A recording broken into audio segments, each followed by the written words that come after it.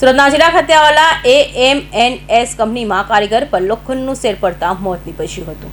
સુરતના હજીરામાં AMNS કંપનીમાં કામ કરતા યુવક પર લોખંડનો શેર પડતા મોત નીપજ્યું હતું।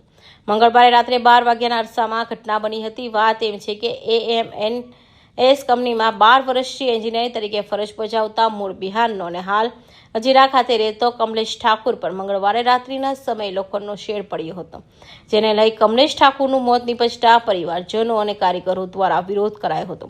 તો મૃતકના શબને PM અર્થે સિવિલમાં ખસેડાયો હતો। તેના પરિવારને યોગ્ય વળતર મળે તેવી માંગ કરાઈ હતી। आपका नाम? मेरा नाम ओम प्रकाश शर्मा है और इस विषय पर जिस पर बात कर रहा हूँ मैं, ये हजीरा में स्टील प्लांट है, SR कंपनी का ही था। उसी कंपनी में ये घटना हुआ है। इसका अभी AMNC कंपनी है, इसमें मरने वाला मृतक कमलेश ठाकुर है। कमलेश ठाकुर को कंपनी के अंदर ही ये घटना हुआ।